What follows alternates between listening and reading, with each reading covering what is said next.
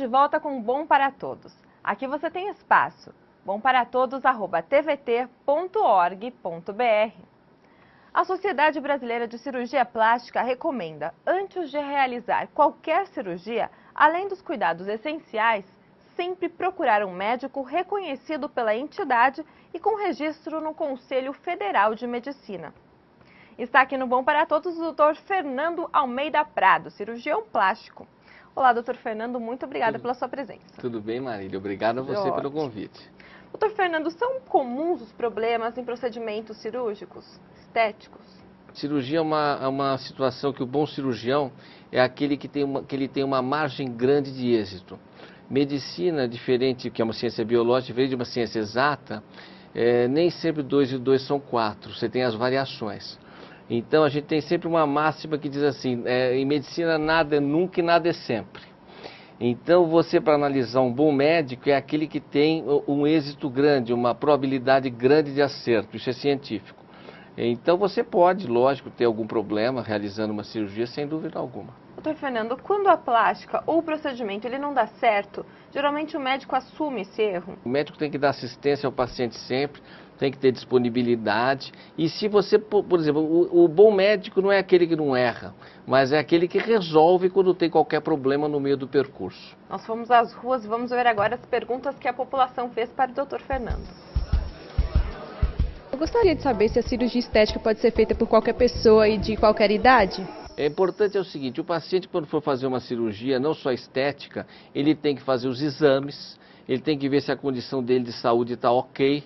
Então é fundamental isso. Cirurgia não é igual a pessoa sair e comprar um produto em algum lugar. Você tem que ir ao médico, verificar a qualificação desse médico, você tem que se sentir bem em frente a esse médico, exaurir todas as suas dúvidas, isso tudo é fundamental. Fazer os exames, ver quem é o anestesista que vai estar o acompanhando, a qualidade do hospital em que vai ser operado. Doutor Fernando, mas existe, por exemplo, uma idade mínima para se começar a fazer essas cirurgias? Olha, em medicina é aquilo que a gente fala, não existe uma regra exata, então depende do problema. Então se você tiver uma menina de 13 anos que tem uma mama brutal, uma mama que esteja atrapalhando o desenvolvimento físico dela, pode se submeter a uma cirurgia. Agora, o que não pode em cirurgia plástica é a banalização. Banalização é uma coisa muito ruim. Então não tem cabimento uma menina novinha aí fazendo botox, ou querendo se submeter a uma cirurgia, colocar prótese.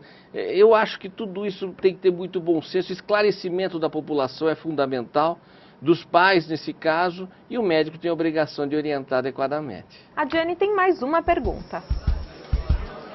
Hoje existem cirurgias que são feitas em clínica. Gostaria de saber se esse procedimento é correto, se podem ser feitos em clínicas? Até algum tempo atrás, há 10, 15 anos, quase todas as cirurgias eram feitas em grandes clínicas com grandes cirurgiões.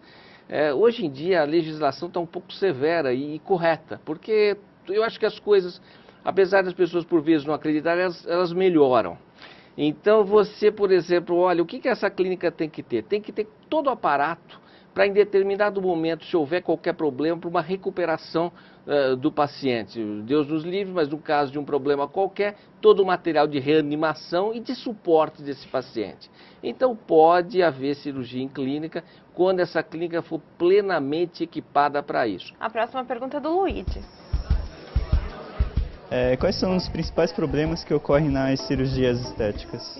São os mesmos de todas as outras cirurgias. Quando você vai fazer uma mamoplastia, uma abdominoplastia, você também, se você fizesse uma cirurgia de vesícula, uma cirurgia de estômago, qualquer que fosse, você tem uma incidência, uma probabilidade de ocorrência de determinados problemas. Vamos ouvir agora a pergunta da Gabriela. As pessoas fazem tantas cirurgias plásticas que acabam perdendo a identidade. Os médicos não se preocupam com isso? Sem dúvida alguma. Isso é um problema severo. O Michael Jackson, coisa horrorosa, né? Então não pode. Você tem uma certa hora que o paciente chega para você querendo fazer uma cirurgia, porque a cirurgia ela é bem indicada quando você resolve algo que incomoda o paciente. Isso faz o paciente feliz e melhora muito a autoestima. Então essa melhora vem de dentro dela. Você vai reparar nos olhos mais do que no corpo ou no rosto que você mexeu. Vamos agora para a pergunta do Antônio. Por que o Brasil é um dos países que mais faz cirurgia estética? Olha, isso em primeiro lugar porque nós somos um país tropical, um país onde as mulheres são bonitas e vaidosas e elas se expõem, elas expõem o corpo e se operam. Por isso o Brasil tem uma história aí fantástica, rica, e nossos cirurgiões são muito respeitados, então tudo isso é maravilhoso. Vamos para a próxima pergunta. Eu queria saber se não existe nenhum tipo de discussão no Conselho Médico ou no Conselho de Ética sobre essa banalização até no preço das cirurgias, vender cirurgias plásticas por 18 vezes, como se realmente um pé de galinha fosse a morte, fosse uma necessidade real. Olha, isso é uma situação que para a gente seria maravilhosa se eu pudesse haver um controle maior. Mas, por exemplo, você vê esses planos que fazem cirurgia 18, 36 vezes. A Sociedade Brasileira de Cirurgia Plástica, ela é uma entidade que não tem caráter punitivo. Quem tem caráter punitivo é o Conselho Regional de Medicina. Nosso Conselho Regional de Medicina, ele é muito atuante e muito sério. Na verdade, não poderia fazer um plano desse tipo. Você não pode fazer uma divulgação desse tipo. Mas é muito difícil você cercear tudo isso. Eu acho que o melhor modo de combater isso é orientar a população. Doutor Fernando, a gente deve ou não confiar nas promoções da internet, por exemplo? Então eu acho o seguinte, eu acho que aí... Lipoaspiração, por exemplo, olha, botox. Cai na mesma coisa que a gente estava falando. Tem que olhar a qualificação do médico, você tem que olhar, por exemplo, vai colocar um implante mamário, tem que saber qual é esse implante mamário. Qual hospital que você vai ser operado? É um hospital bom, um hospital vagabundo? Tudo isso é muito importante. Tem que a pessoa que vai fazer isso... Se a pessoa vai comprar um sapato, não sabe a marca do sapato? E quando você vai fazer uma cirurgia plástica, você tem que olhar tudo que cerca essa cirurgia. É fundamental. Eu prefiro responder dessa maneira, porque eu não tenho como dizer sobre... Porque a internet é boa. O que não é legal, o que é ruim é o mau uso dela. Vamos agora ouvir a pergunta da Natália. Um bom paciente, ele tem a obrigação de pesquisar sobre o procedimento, as consequências que uma cirurgia traz, aí com os recursos que ele tem na internet, ou o médico que é responsável por fazer essas orientações? Então eu acho que a internet ajudou de sobremaneira nesse ponto. Ela ajuda a esclarecer. Tem coisas ruins, mas a pessoa vai poder... Quando ela chega no consultório hoje em dia, ela já sabe muito. É difícil dizer, eu não sabia determinada coisa. Agora, de qualquer maneira, o médico tem sempre a obrigação de orientar. Doutor Fernando, no caso da lipoescultura, lipoaspiração, adianta uma mulher realizar esse procedimento e não fazer uma reeducação alimentar ou frequentar uma academia? Olha, eu sempre digo aos meus pacientes o seguinte, que a cirurgia plástica faz parte de um tripé. A cirurgia, a nutrição, que seria a alimentação, e a atividade física.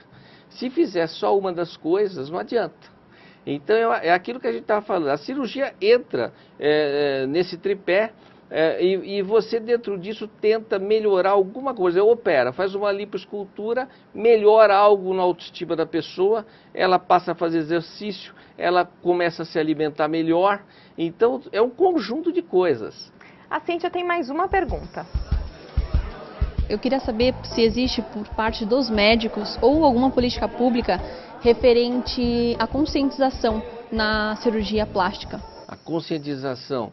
Eu acho que não tem uma campanha pública, tem as campanhas de sociedade brasileira, isso que eu estava falando justamente com relação às entrevistas, à orientação da população. Mas eu acho que a conscientização é igual ao Brasil. Quanto mais a educação você tiver, em todos os sentidos, você tem mais esclarecimento e também procurando atendimento médico mais adequado. Doutor Fernando, eu gostaria que o senhor deixasse uma dica, por favor. Olha, uma dica é acessar o nosso site, Sociedade Brasileira de Cirurgia Plástica.